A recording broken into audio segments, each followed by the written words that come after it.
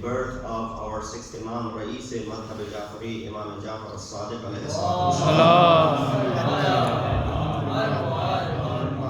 Of course, Grand Jashan will take place this coming Sunday, as was announced, after Namaz al-Maghrib. Do attend that program. We have a guest speaker coming as well.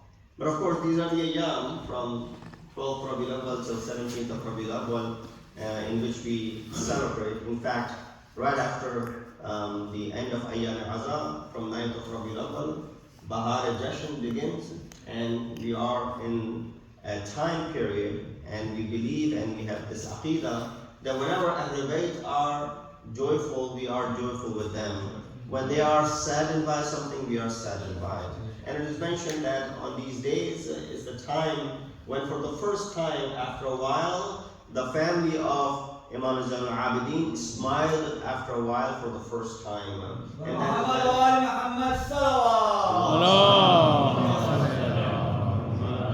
the occasion was, of course, when Mukhtar al-Thaqafi was able to take revenge from the killers of Karbala, and was able to send their heads to the family of Imam Zainul Abidin for the first time. There was some sort of joy in that household, and therefore whenever Ahl-e-Bait are joyful, we are joyful with them, and whenever they are in grief, we are in grief with them.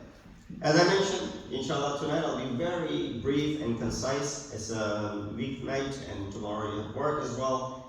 I'm very excited in a sense that both our Manqabat Khan recited on the occasion. It's the occasion of the Waladat of our sixth Imam. And rarely do you hear Manqabat on sixth Imam. Right? It's not that, if you hear the Manqabat of Amir al-Mu'mineen on the sixth Imam's Waladat, there's nothing wrong with that. Zikr Ali is Zikr Aimma. You do Zikr Ali, you're doing the Zikr of all the Aimma. But of course, with that, you feel that these later Imams are then neglected. Inshallah, I hope that this continues when it's the Waladat of our 7th Imam, Waladat of our 8th Imam, Waladat of our 9th Imam and 10th Imam, that we have the manqabat in their praise, and as well as on their wafat and shahadat. So make sure that we recite that in honor of them. So I'm very thankful and grateful for both reciters who did due diligence as far as mentioning the fadail and the manaqib of our sixth Imam, Imam Jaffar al-Sadiq. As I mentioned, I'll be very brief. I recited this ayat from Surah Fatir, ayat number 28. Innama yakhshallah ha min ibadihil ulama. That indeed, those who fear Allah subhanahu wa ta'ala are the ones who are indeed ulama and scholars. And indeed, Allah subhanahu wa ta'ala is Aziz and Ghafur. When we speak about sixth Imam, it is impossible not to speak and highlight the ilmiyat and the sciences, as you heard in the Manqubat as well, that how Imam gave us kimia, chemistry, how Imam gave us other ulum and other sciences. Indeed, it is mind-boggling, and it is incomprehensible to think that living in that time, how Ahl-e-Bait were able to transfer this elite knowledge. And there were people, recipients of that knowledge present, who were able to, beyond their time, of course. You tell me about chemistry today, it'll go over my head. You tell me about mathematics today, it'll go over my head, and many of us are on the same boat. But there are people in that time of our sixth Imam who are mahir and expert in these fields. And of course, they need a tutor to go ahead and teach them these ulum which no one has touched upon prior to Imam. So therefore we find, or at least in the Islamic history, right, in other areas, this might be something which is under discussion, but for the first time, you find it in the Islamic history that this is being discussed. So the ilmi aspect of Imam is something which is undeniable. We look at the history, how Islam reached its peak when Rasulullah had announced that Al-Yawm akmaltu lakum dinakum. The ayat was revealed. Today, deen is mukammal. When deen has reached its peak, what we see that right after the wafat of Rasulullah, deen is on this, free fall. on this decline, this constant decline of this deen. It's not because deen has anything lacking, it's that those who have come on the mansab of khilafat and apparent imamat, they are the ones who are causing this damage to this deen. And constantly this deen is suffering until come the time you commemorate it for 2 months, the Shahadat of Sayyid al-Shuhada, that 50 years after the wafat of Rasulullah, his grandson, who's not an ordinary individual, is a grandson of the Prophet. Anyone could be the grandson of the Prophet. This is not an ordinary grandson of the Prophet. This is someone for whom Prophet has said, Husaynun minni. And that is the person who is now under the war, or under the knife of the enemy. His blood has been shed. So this constant decline of Talimat Islam led to the fact that the one who brought this Islam to you, he is now facing the ultimate persecution. And from there on, you only worry what happens to fourth Imam. How he revives this deen. I've mentioned it in the Waladat or maybe the Shahadat of our fourth Imam, that if you ever lose hope, and we lose hope all the time, and not lose hope, you get in despair a lot of time. Ye nahi ho raha, wo nahi ho raha, this thing is not working out, that is not working out, and you just say, well, that's it, I've given up. If you ever feel that way, look into the life of fourth Imam.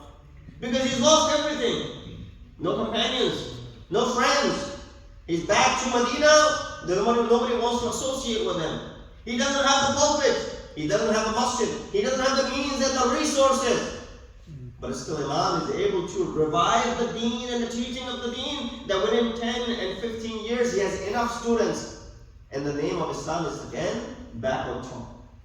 And then of course he paved the path for his son, our fifth Imam, and his grandson, our sixth Imam, who lived in this very tumultuous times when the two forces of Banu Umayyah and Banu Abbas are colliding with one another.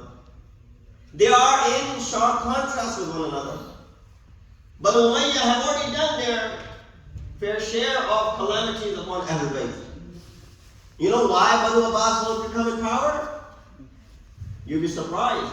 Their slogan was, we want to give Khilafat back to Ahl-e-Bait.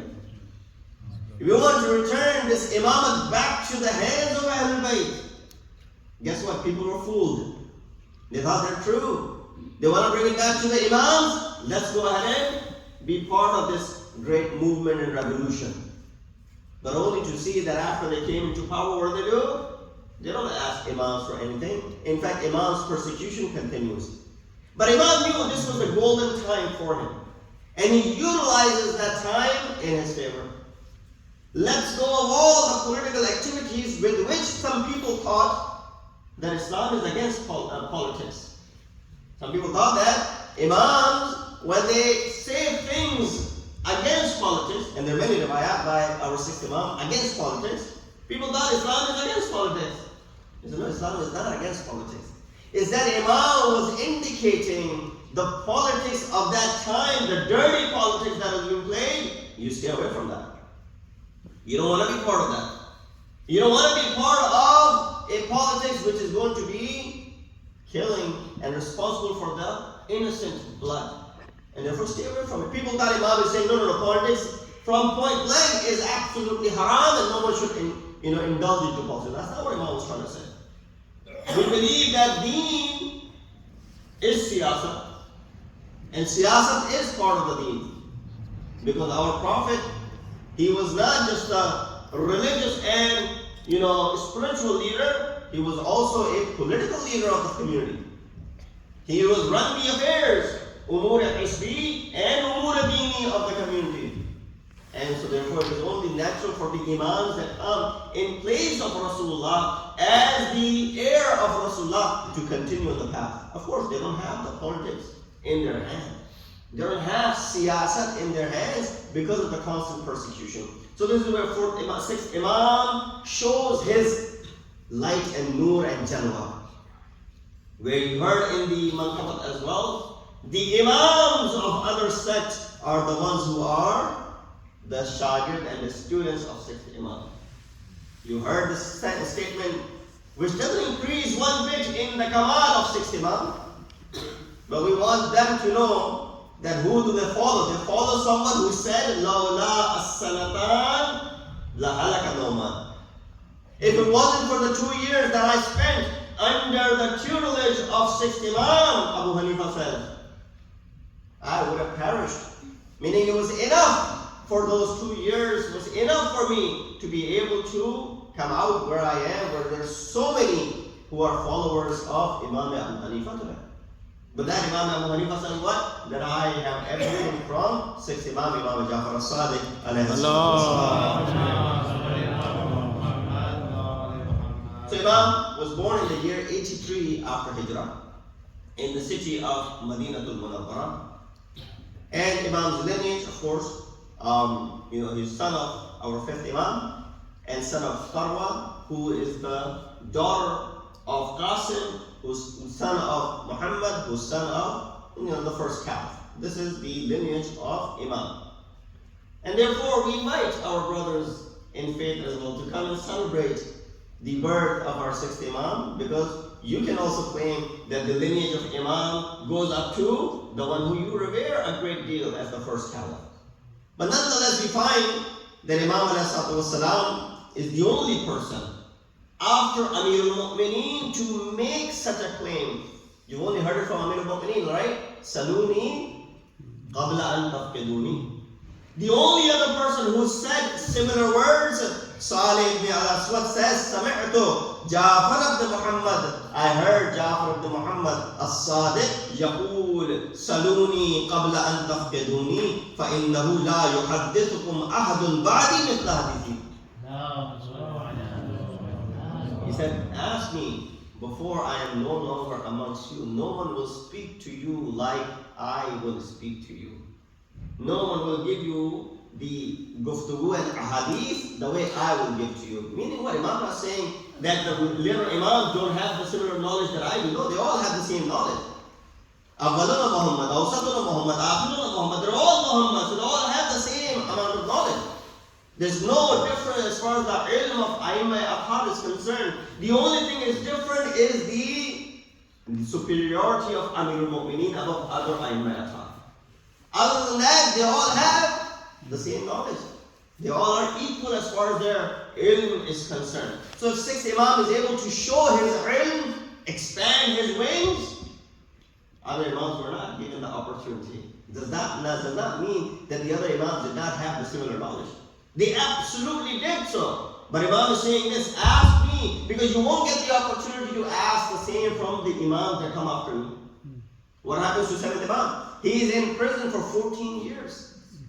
When he's amongst the people, people are going into taqiyya and dissimulation because of what the Abbasids are doing. And therefore you find various incidents. One of the worst of the caliphs or the rulers of Abbasid was Mansur Dawanibi. Mansur is an arrogant man like all the others, but his arrogance level is at the next level. Mansur sits on his throne, and to humiliate sixth Imam, he invites him. When Imam arrives, he keeps him waiting outside. He says, until I give permission, don't make him come inside. As he was sitting on his throne with ghamand and arrogance and takabbur, all was needed was a little fly which was buzzing around to break his takabbur. The small fly is buzzing around his face and it's bothering him. It's bugging him. You know how you and I go through the same thing when there's a fly in the room, especially if you're giving a lecture and it's coming and poking on your face and you're trying to get it away from you, can't do anything. That's what happened to Mansur. You have this takabbur. Allah subhanahu wa ta'ala does not need great warriors to come and break your takabbur. Allah can use this small fly which has no value whatsoever to break your takabbur. That's how easy it is for Allah subhanahu wa ta'ala. And so he says, let Imam in. As soon as Imam walks in, Mansur Dawanibi, out of his annoyance from this fly which is buzzing around, he says to Imam, Sadaq, Lima khalaqallahu dabab. Why did Allah create this creature, this fly? Now, if a person asks Imam genuine question, Imam gives you the genuine answer. If you're really interested in knowing why Allah has created, Imam will give you that answer. Go read Ahl-e-Bait. Imam talks about the reason behind the creation of this ant. Imam speaks about the different dynamics of this ant, which you and I can't even see from our eyes when we're walking around. Imam speaks about the features of it. So Imam can tell him why Allah created. But the reason here, question is not to learn. Question here is to criticize the creation of Allah subhanahu wa ta'ala. No resemblance whatsoever. Sometimes people ask, Molana, why is this haram? When they know the answer. They're just asking to test the Molana, if Molana knows it or not. Or when they're asking something controversial, they know the answer. Purpose behind asking this question is not to increase their knowledge. There's something else. Here is the same thing. When Surah Jaffari says, "Lima khalaqallahu dabab." Allah, why did Allah create this fly? The question, the similar is the reply. Imam responded by saying, لِيُذِلَّ بِهِ الْجَبَابِرَةِ. Imam, Allah created this fly so that Allah subhanahu wa ta'ala can abase and do dhillat to those jababir, those who are jabir, those who are arrogant, and those who are tyrant like you. That is the reason Allah has created. Imagine, this is the king of the time who has all the power in the world, who can order your killing, but having the guts and having the power and having the strength to be able to speak up to the king of the time and then get away with it as well. And that is the taqat and the quwwat and the power of 6th Imam Jaffari Sadaq alayhi salatu. There's so many aspects of Imam's life that you hear even the others praise Imam. Imam Malik says that I adore. Imam Malik says that وَكَانَ رَجُلًا لَا يَخْلُ مِنْ أَهْدَيْ ثَلَاث خِصَالٍ. Imam Sadaq was an extraordinary individual who was never outside of these three habits or khisal. You'd always find him doing one of these three. Either imma sa'iman, imma qa'iman, imma raki'an. Either he was fasting, either he was standing up in his prayers and salah, dakiran, or either he was giving dhikr. He was dakir, he was giving lectures, he was teaching us. And whatever came from him, he was amongst the uzama and the leaders of those who worship Allah subhanahu wa ta'ala. Wa akabir zuhad, he was amongst the leaders of the ascetics and the zahideen. Alladhina yakhshawna Allah, those who feared Allah subhanahu wa ta'ala. Kana kathirul hadith wa tayyibul mujalisa kathirul fawaid. Imam spoke and gave a lot of advices. He was a good company and he was very beneficial whenever we would go in the bargah of our 6th Imam. This is coming from whom? Not those who are mawali of Imam Jaffari Sadaq. This is coming from those who are at times seen as those who have animosity and those who are against. So when your enemy is able to praise you, that means you really have those attributes genuinely in you. Salawat Muhammad wa ala. Inshallah, in the next 5-6 minutes I'll conclude. Ilm is the matter and the main factor here. Ilm distinguishes you. You know, in our understanding, life has some meaning, and in the understanding of Aimma Athar, life has a different meaning. Let me give you an example. Imam says, Al-ilmu hayatun wal-jahlu mamatun. Ilm is life, and ignorance and jahl is death. So you and I think that a person who's walking around, who's breathing, and who's talking, and who's smelling, and who's yelling, and who's doing all these things is the one who's alive. No, these aren't the people who are alive. Alive are those, the one whose heart is beating is not the one who's alive. But according to Amirul Mu'mineen, An-nasu mawta. People are all dead. Those who think that are breathing and walking around breathing, they're all dead. He said, وَأَهْلُ الْعِلْمِ أَحْيَاء. But those who are the possessor of ilm, they are the ones who are alive. He says, الْعَالِمُ حَيٌّ وَإِنْ كَانَ مَيَّةً وَالْجَاهِلُ مَيَّةٌ وَإِنْ كَانَ حَيًّا. An alim, a scholar, is alive even after his death. A jahil is dead even when he's walking around. You cannot compare the two.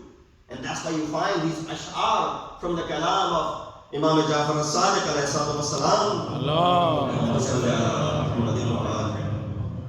Quoted from Amir al-Mu'mineen. So these mansoob Amir al-Mu'mineen, of course there are a lot of ash'ar that Amir al-Mu'mineen has left. One of the last works that my marhum father had done was to collect the ash'ar of Amir al-Mu'mineen. And he collected majority of them before passing away, and he was able to translate and do the tashri' of those ash'ar. Of course, the musawwada is still with us. Inshallah, one day we will get it published. But he collected the ash'ar of Amir al-Mu'mineen, translated them, and then did the tashri' and the commentary on them. So one of those ash'ar of Amir al-Mu'mineen regarding ilm is this. Imam says what? لَيْسَ الْجَمَالُ بِأَثْوَابٍ تُزَيِّنُهَا. Beauty is not with the clothes that you wear to show your beauty. Imam said, إِنَّ الْجَمَالَ جَمَالُ الْعِلْمِ وَالْأَدَبِ. But indeed, the jamal and the beauty lies in the beauty of knowledge and etiquettes and adab. Subhanallah. Jamalul libas is not the real beauty. Jamalul adab is the real beauty. You can decorate someone in the most expensive and the finest clothes, yet the moment the person opens their mouth, all the beauty goes away. But the person may not be wearing the most beautiful and the most expensive of the clothes, but the words coming out of his mouth will be the real beauty that you can find in his. Subhanallah. Then he continued, لَيْسَ الْيَتِيمُ